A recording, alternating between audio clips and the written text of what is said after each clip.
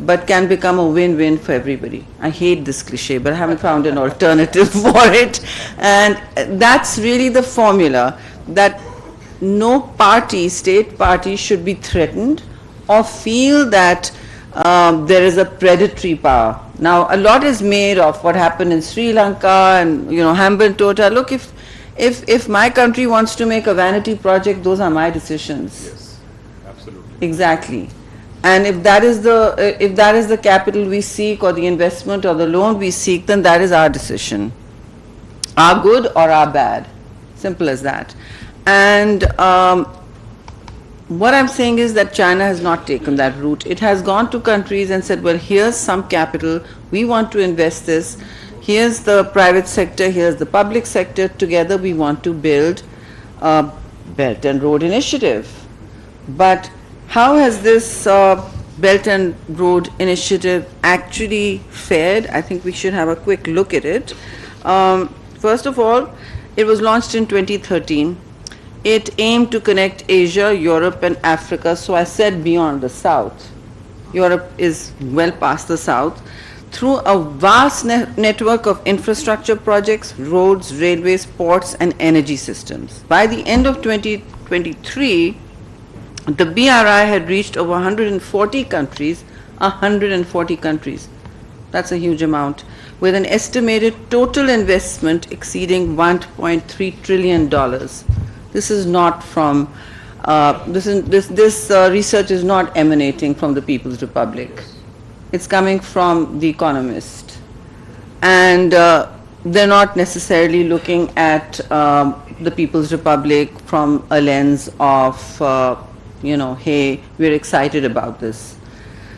They are looking at it with one power looking at another, with the lens of one power looking at another power rising. The whole Thucydides formulation, Athens and Sparta here. I won't get into that, but look at the investment coming this way, and I believe there's more. For developing countries, particularly countries like Pakistan, who have been seeking justice in many ways, economic and development aid, and that was the old model after the Second World War, that countries would get development aid because many have been colonized and they have been at a disadvantage, economic and infrastructure disadvantage. So in the absence of dwindling, in the absence of transformative development aid, what you have what many countries call a potential lifeline. And that's a Marshall Plan for the 21st century, but not limited to one country or a couple of areas. It is well beyond that. Now, it can provide opportunities for economic growth, for trade and regional integration, and of course, sustainable development. For Pakistan, CPEC obviously is, I won't call it a game changer, cliches are terrible, but can be transformative. Yes. If we put in the right milestone investments, if we put in the kind of compatibilities both from the private sector and the public sector that is needed. Public sector mostly needs to provide the regulatory impetus and the coordinated approach needed. Pakistan's public sector, unfortunately, is notorious for being slow, unwieldy, and difficult to mobilize. But I think the Chinese have found a way finally in making that work. So why do I say that? To date, CPEC has injected over $25 billion into Pakistan's economy, basically largely in the form of energy and infrastructure projects. If it's more than that, well then, I'm not all caught up. But certainly, this kind of influx has increased Pakistan's energy capacity by 30%, and we can look at it as a growth in an estimated 1.5% of GDP annually. If you want to just section that off in terms of how that stimulates growth, well, there it is.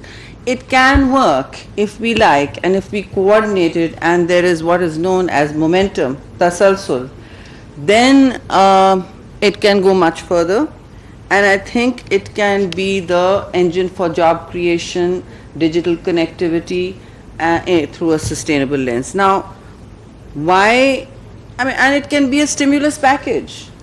it can actually function as the missing stimulus package that Pakistan is always seeking. You don't hear about it because there's no fiscal space for a stimulus package. But that's what China can, and perhaps we should link it to that provision. And the linkages should be done by us. The linkages can be certainly managed because that's what big investment does. And if we regulate around it to spur higher investment, to attract a credible long-term contractual environment, then that's really what you're doing, and a policy rate that assists it. So I think that's what can spur it. That should be the lesson learned. But CPEC also is supposed to create over 2.3 million jobs by 2030. I think it can create more. That is the projection. I think we're being conservative. It can create more if it is effected smartly. Soft power becomes smart power if it is translated into actionable, coordinated programs by executive engine of momentum. That's what we need. You don't need the momentum broken.